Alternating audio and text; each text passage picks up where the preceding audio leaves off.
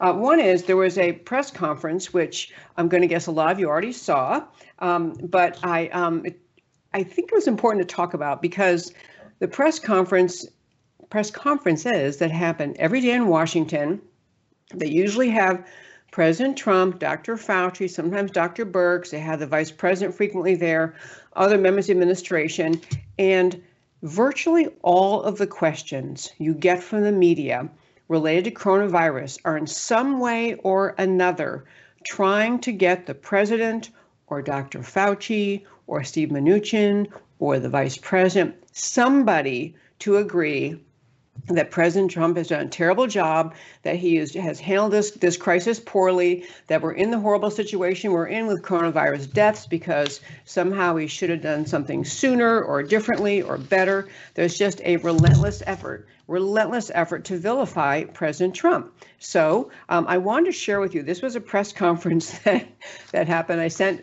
some clips to Matt.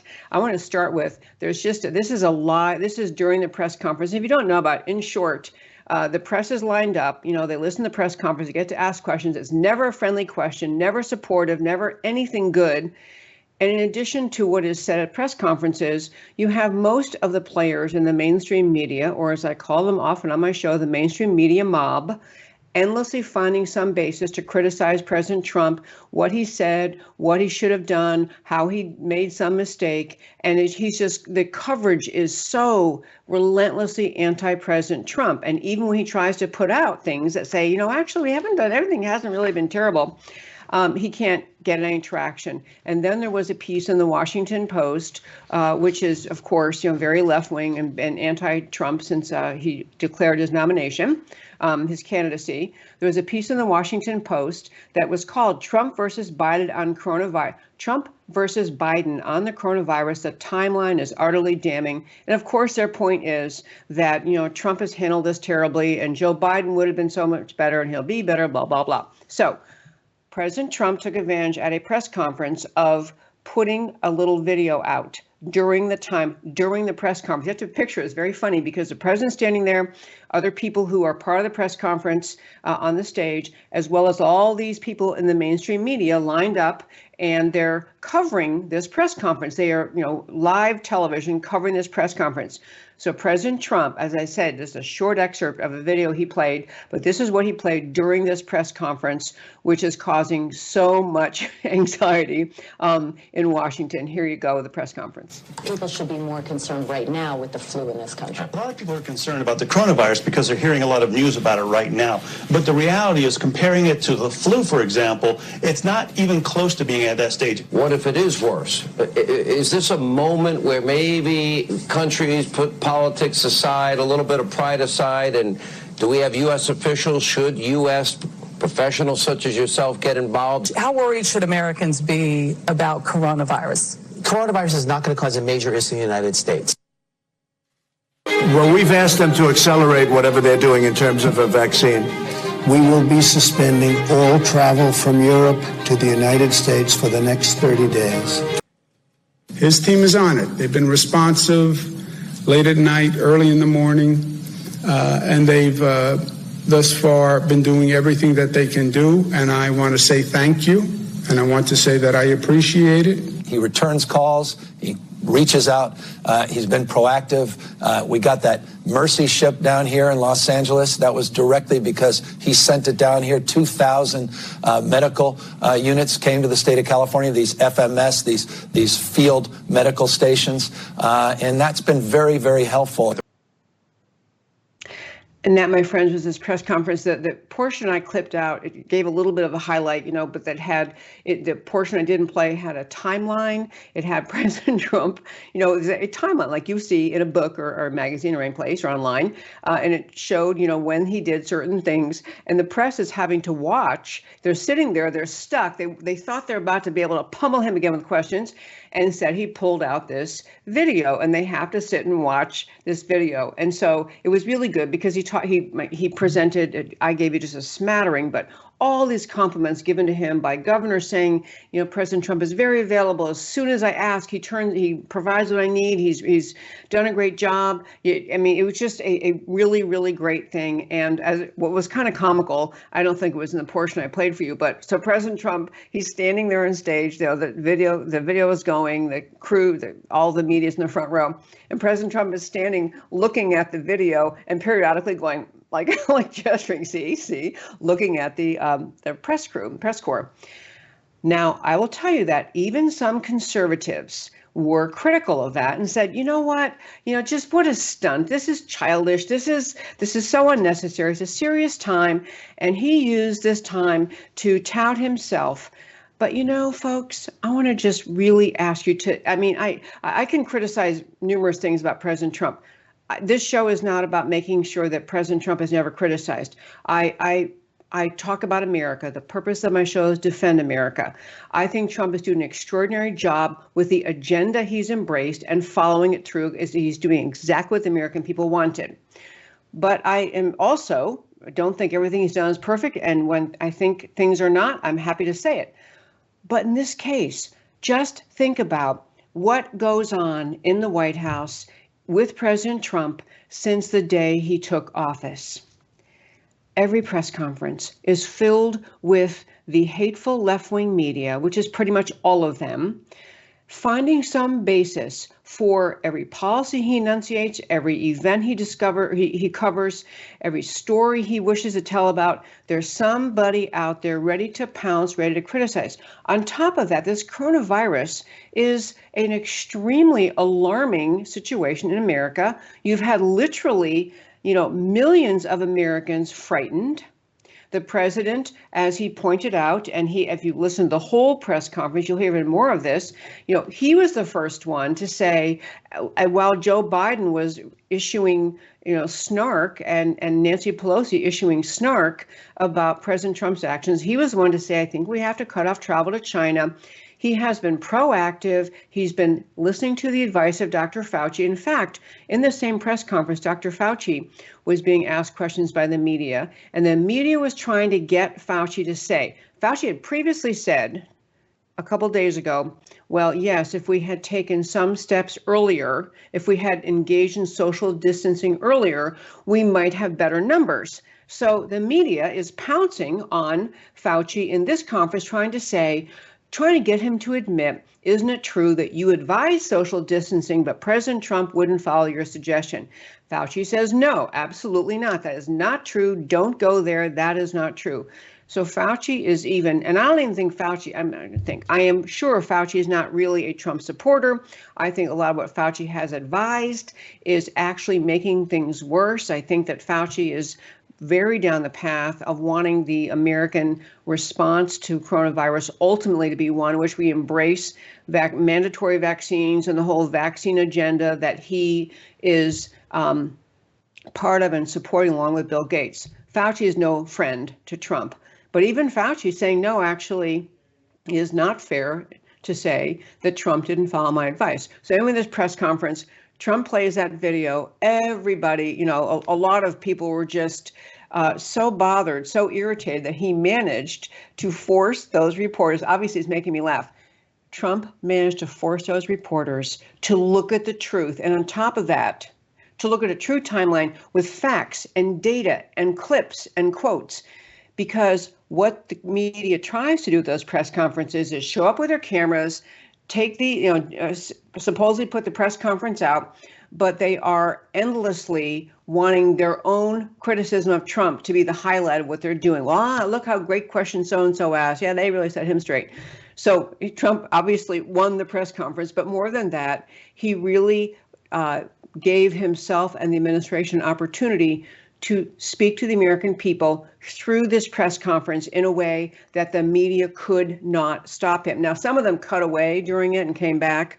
But the other thing I want to play for you, just if you have any doubt about how much CNN, as a radical leftist Democrat media mob network, what CNN did with their headlines, because they obviously run this press conference and they show it to people. So there's a term called a chyron, CHYRON,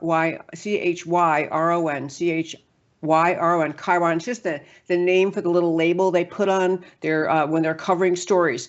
I sent Matt the Wonderful a series of, I think, 3 or 4 of them. This is what CNN did when they had to cover the press conference where Trump actually succeeded in putting out the truth. This is one they used. Trump uses task force briefing to try and rewrite history on coronavirus response. Nothing he said, nothing in their coverage could they point to as false, but they say he tries to rewrite history. Here's another one. Angry Trump turns briefing into propaganda session. Okay, and one more. I think there's 1 or 2 more. Trump refuses to acknowledge any mistakes. And so this is, I don't know if I think that might be it. Maybe it's 3 of them. But anyway, the point is, the CNN network, who just lives and moves and has its being for the purpose of destroying Trump at all times, really got stuck, and they got taken by him. They got in this press conference, they got around to having to cover the reality because they're covering the press conference and Trump is showing the world, here's what really happened, world, and here's what the media tries to portray. At the very beginning of, and I only played a portion of that, very beginning of that, he's pointing out that all these media outlets sitting there criticizing him all day long were, back at the time the virus became known at all, were spending their time criticizing the idea that anyone's worried about the coronavirus. We all should be worried about the flu. What's everybody getting all in a bunch, all worried about the virus for? So the very media who is now criticizing him for not reacting soon enough was, in the early days when he was responding quickly, in the early days, criticizing him for an exaggerated, unnecessary response to the virus. One other thing I mentioned, the Washington Post piece that really, I think, probably inspired him, just go ahead and let him have it. There was actually a really good piece on that topic, and it's available on our website, americacanwetalk.org. And the piece is called "The Real Coronavirus Chronology Shows Trump Was on Top of It While Biden Was Mocking the Danger." I'm not going to read you a whole article because it wouldn't be interesting, and because I want to urge you to read it yourself. But on our website, americacanwetalk.org, on the homepage under shows, drop down list of links, you can read this article. I really urge you to do that because it's easy for left-wingers to fling their just endless insults and criticisms of the president, and to do it with everyone knows he didn't act soon enough. Everyone knows he messed up. Everyone knows that everything could have been different, blah, blah, blah. They can do that, and to respond in substance, beside conservatives saying, no, he didn't, and, kind of meaningless, you need to understand the details in the chronology, and you can. It's not complex. But the fact is, this is Monday morning quarterbacking by many people in the media who spend their life trying to destroy President Trump, who cannot bring themselves to say a good word about him no matter what he does, who happily were piling on, criticizing the people he chose to appoint to the commission to reopen the country, happily criticizing who is this, who are these people, was this idiotic, who are his family members, and every step he's taken. So this was a great opportunity for the president to point out. It was a lengthy video that the media had to sit through, and it had a lot of facts, which, despite CNN's efforts to whine and moan, actually were factual data with dates, with the very people in the media who were making these statements, whose faces are there with the data. I mean, you couldn't deny what he came up with. And so I think the very first question I heard, I decided not to listen to the rest of the press conference, but the very first question I heard was someone saying essentially, who put this together for you? How long did it take them to put it? How come you're spending? I mean, they're looking for some reason to criticize, and all they can really get to is, well, who came up with this for you? And how come someone wrote this for you? Why would you do this? I really wanted to share that story with you because you're going to hear, first of all, the media is now onto this idea that President Trump is not going to take their criticism sitting down, not going to take their mockery and ridicule sitting down. He's actually going to fight back, and this bothers the daylights out of them. But when he uses a press conference like this, a press conference, and lays out facts that are irrefutable, that are visible, you can see he's really, really made a dent in their effort. And folks, I have to say, I had on the show yesterday, I think it was, I was on some topic about the coronavirus, and some of the people I was watching later, the comments on Facebook as I did the show live, and there were people making the point, you shouldn't make the coronavirus political. This isn't a political issue. There are people suffering. Let me say again, yes, of course, there are people suffering in America and around the world. The coronavirus is a real and a horrible disease. No one is saying it doesn't exist. No one who's ever used the word hoax about it is saying the disease doesn't exist. What we are talking about as a political issue is the question of whether or not the response chosen by our country, driven by Dr. Fauci's input to President Trump about how dangerous this virus was likely to be, given the models created mostly by left-wing sources, models predicting massive death in America, massive suffering in this country, and the advice then given by Dr. Fauci that said essentially the only protection we have is to shut everyone down in place. We're going to have everyone healthy or not, and whatever condition they're in, everyone must be shut down at home. We must shut down all non-essential businesses, all non-essential travel. And that has harmed America's economy. And this is not about caring about greedy corporations making more millions of dollars. The concern about getting America back to work and getting the economy going is a concern about the everyday person, the average Joe, the person who lives paycheck to paycheck, who very much needs to have their job back, their company working. Business owners need to have permission to reopen.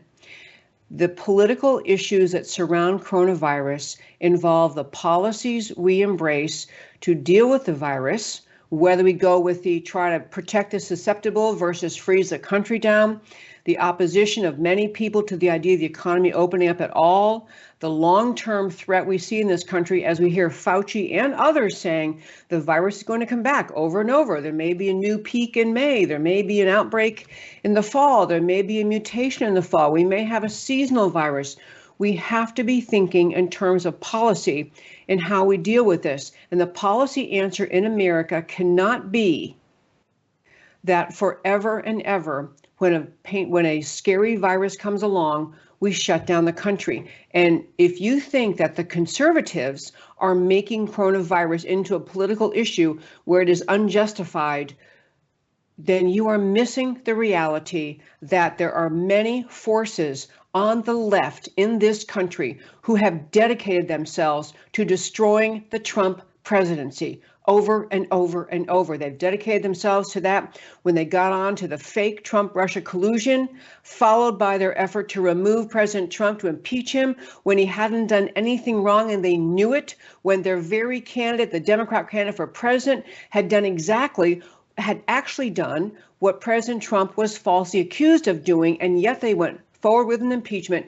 The fervor with which the left embraces their mission to destroy this president, to take down his America First agenda. And it's not really personal to Trump. They don't like Trump. That's clear.